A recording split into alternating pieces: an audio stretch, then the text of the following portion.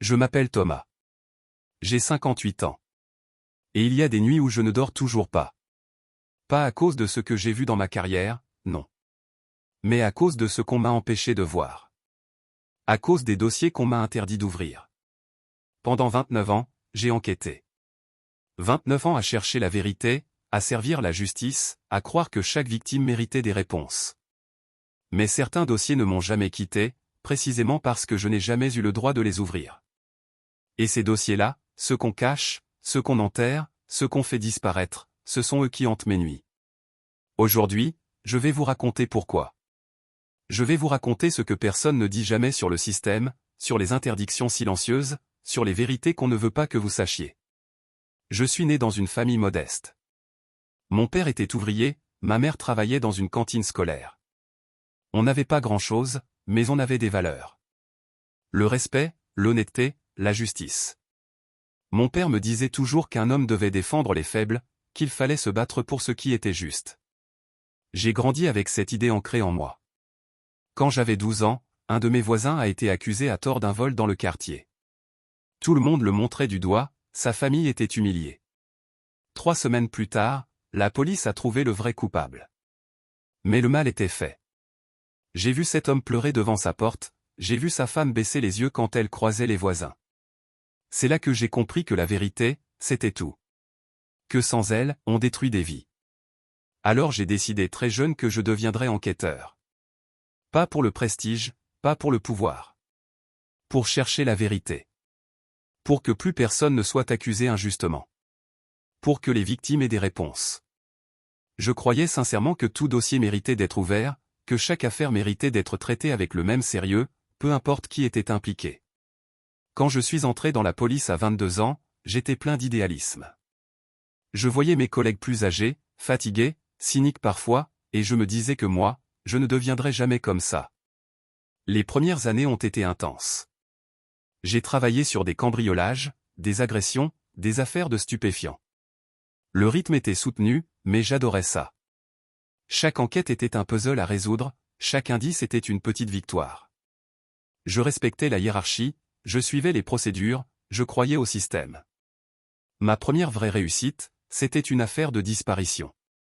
Une adolescente de 16 ans qui avait quitté son domicile sans laisser de traces. Ses parents étaient dévastés. J'ai passé des jours et des nuits à éplucher les témoignages, à recouper les informations. Finalement, j'ai retrouvé la jeune fille dans une ville voisine, elle s'était enfuie à cause de violences familiales qu'elle n'avait jamais osé dénoncer. Je l'ai mise en sécurité, son père a été arrêté. Cette affaire a confirmé ma vocation. J'avais fait une différence. J'avais protégé quelqu'un. Je croyais vraiment que la justice fonctionnait, que le système était juste. Je croyais que nous étions là pour servir les victimes, toujours, sans exception. Mais petit à petit, j'ai commencé à remarquer des choses étranges. Au début, c'était subtil. Il y avait des dossiers dont personne ne parlait jamais. Des affaires qui arrivaient sur le bureau du commissaire et qui disparaissaient le lendemain sans explication. Des noms qu'on ne prononçait qu'à voix basse. La première fois que j'ai posé une question, c'était lors d'une réunion d'équipe. Un collègue avait mentionné une plainte déposée par une femme contre un notable local. J'ai demandé si quelqu'un s'en occupait. Le silence s'est installé dans la pièce. Mon supérieur m'a regardé avec un sourire crispé et m'a dit de ne pas m'en occuper, que ce n'était pas pour moi, que d'autres s'en chargeaient. J'ai insisté, j'ai dit que je pouvais aider. Il a coupé court, il m'a donné un autre dossier, une affaire de vandalisme sans importance. Je me suis senti frustré, mais je me suis dit que c'était normal, qu'il y avait une organisation, une répartition des tâches. Puis ça s'est reproduit. Encore et encore. Des dossiers marqués d'un tampon rouge, des classeurs verrouillés dans des bureaux où je n'avais pas accès, des noms effacés sur des documents, des affaires dont les références disparaissaient des systèmes informatiques. Au début, je pensais que c'était une question de sécurité, de confidentialité. Mais avec le temps, j'ai compris que c'était autre chose. C'était un système de protection. Une omerta interne. Un malaise croissant s'est installé en moi. Je sentais qu'il y avait des zones interdites dans notre propre institution, des territoires où la vérité n'était pas bienvenue. Et puis il y a eu ce dossier. Celui qui a tout changé pour moi. Celui que je n'ai jamais pu ouvrir, mais qui ne m'a jamais quitté. C'était en 2003. Une jeune femme avait porté plainte pour agression répétée. Elle avait 24 ans, elle travaillait comme assistante dans une entreprise importante de la région. Elle accusait son employeur, un homme influent, très connu localement, avec des connexions politiques. La plainte était circonstanciée, elle avait des dates, des lieux, des témoins potentiels. Le dossier est arrivé sur mon bureau un lundi matin. J'ai commencé à le lire et immédiatement, j'ai senti que c'était sérieux. Les faits étaient graves, cohérents, précis. Cette femme avait du courage. Dénoncer un homme aussi puissant, c'était risquer sa carrière, sa réputation, peut-être même sa sécurité. J'ai commencé à prendre des notes, à préparer les premières auditions. J'ai voulu convoquer la victime pour un entretien approfondi. Mais avant même que j'aie pu envoyer la convocation, mon supérieur est entré dans mon bureau. Il était accompagné d'un homme que je n'avais jamais vu, en costume sombre, qui ne s'est pas présenté. Mon supérieur m'a dit calmement de lui remettre le dossier. J'ai demandé pourquoi. Il a répété sa demande, plus fermement. J'ai dit que j'étais en train de l'étudier, que je voulais avancer. L'homme en costume a pris la parole. Il m'a dit que cette affaire nécessitait une expertise particulière, qu'elle serait traitée par un service spécialisé. J'ai demandé quel service. Il n'a pas répondu. Mon supérieur m'a regardé droit dans les yeux et m'a dit de ne plus m'en occuper, que c'était un ordre. J'ai rendu le dossier. 2 jours plus tard, j'ai essayé de retrouver la trace de cette affaire dans nos systèmes. Elle avait disparu. Aucune référence, aucune archive, rien. Comme si cette plainte n'avait jamais existé. J'ai cherché à contacter la jeune femme. Son numéro ne répondait plus. J'ai appris par la suite qu'elle avait quitté la région, qu'elle avait démissionné de son poste. Je n'ai jamais su ce qu'il y avait vraiment dans ce dossier, mais je sais ce qu'il aurait révélé si on m'avait laissé enquêter. Avec le temps, j'ai compris comment le système fonctionnait vraiment.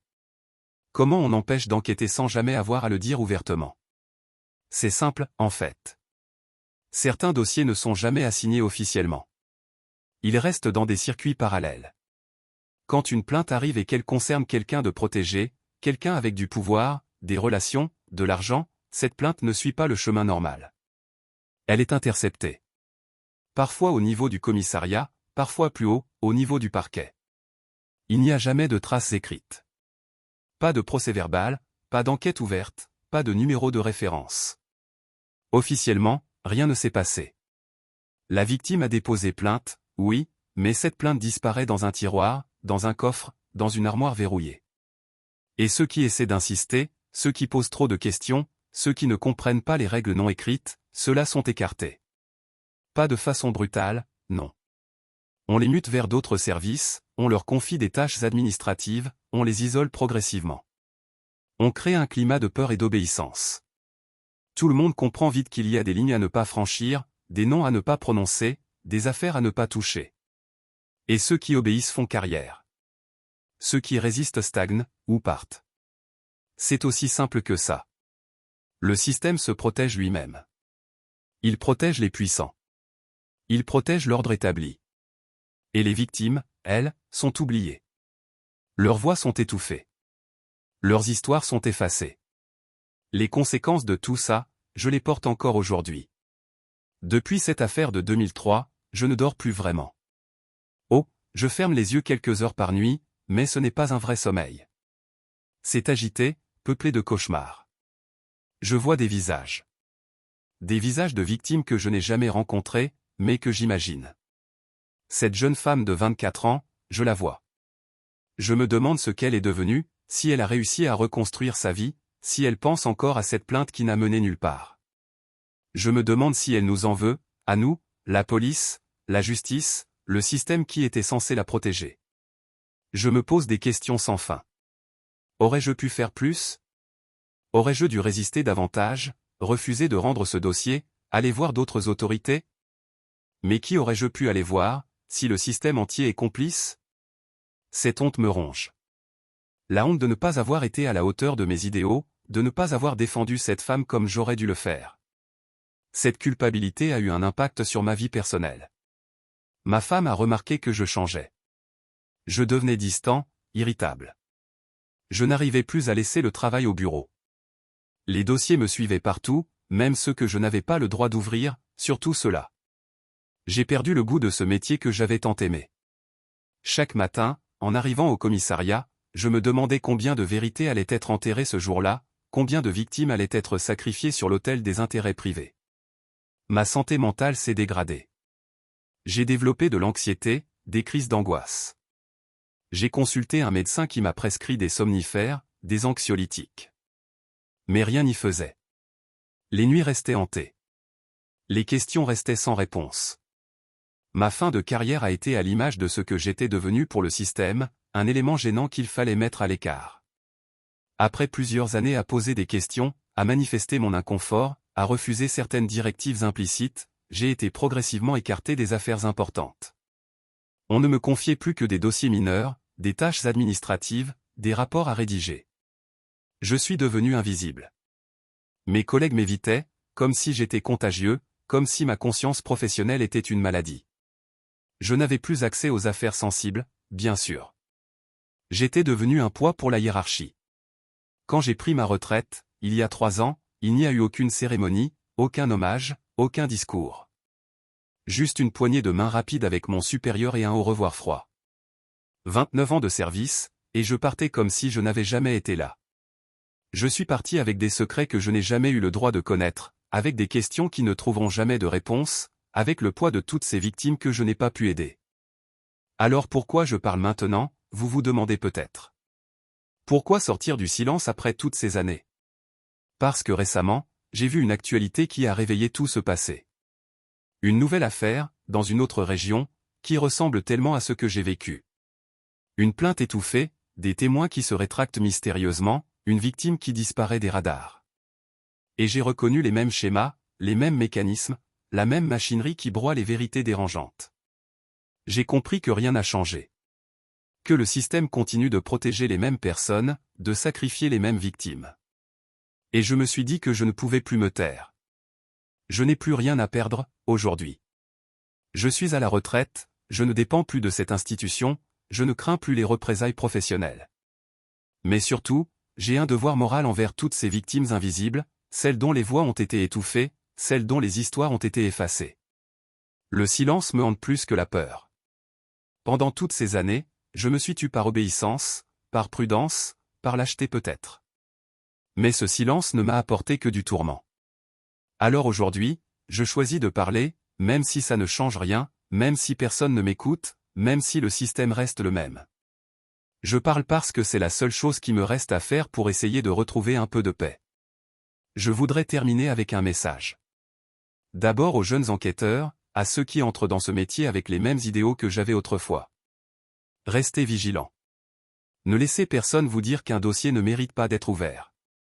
Ne laissez personne vous convaincre que certaines vérités sont dangereuses. Si vous voyez qu'on vous empêche d'enquêter, demandez-vous pourquoi. Si on vous retire une affaire sans explication, insistez. Et si le système vous met des bâtons dans les roues, trouvez d'autres moyens de faire éclater la vérité.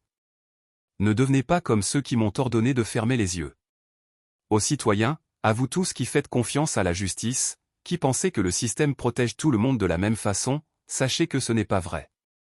La justice n'est pas aveugle. Elle voit très bien qui a le pouvoir et qui n'en a pas. Elle sait très bien qui protéger et qui abandonner. Ne croyez pas tout ce qu'on vous dit. Posez des questions. Exigez la transparence. Soutenez les victimes qui ont le courage de parler, parce qu'elles sont souvent seules face à des systèmes qui les écrasent. Et enfin, aux victimes invisibles, à celles dont les plaintes ont disparu dans des tiroirs, à celles qu'on a fait taire, à celles qu'on a ignorées, sachez que vous n'êtes pas folles. Ce que vous avez vécu est réel. Ce qu'on vous a fait subir est réel. Et si le système vous a abandonné, ce n'est pas parce que vous ne méritiez pas justice, c'est parce que le système est brisé. Je suis désolé de ne pas avoir pu vous aider. Je suis désolé d'avoir obéi quand j'aurais dû résister. Je porte cette honte, et je la porterai jusqu'à ma mort. Certains dossiers n'ont jamais été ouverts. Et tant qu'ils resteront fermés, personne ne pourra dormir en paix. Ni les victimes qui attendent des réponses.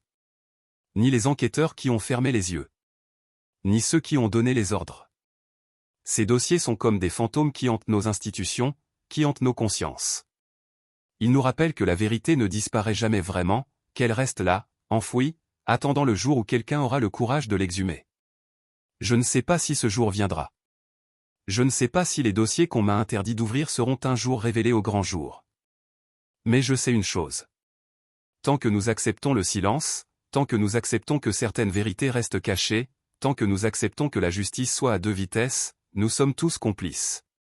Complices d'un système qui protège les puissants et abandonne les faibles. Complices d'une injustice qui se perpétue génération après génération. Je vous laisse avec cette pensée. Ces dossiers interdits existent. Ils sont réels. Ils contiennent des vérités que certains ne veulent pas que vous sachiez. Et la seule façon de les ouvrir, c'est de refuser le silence. De poser des questions. D'exiger des comptes. De ne jamais accepter qu'on vous dise qu'une vérité est trop dangereuse pour être révélée. Parce que la seule chose vraiment dangereuse, c'est le mensonge. C'est l'omerta. C'est le silence complice. Moi, j'ai vécu 29 ans dans ce silence, et il a détruit une partie de moi. Ne laissez pas ce silence vous détruire vous aussi.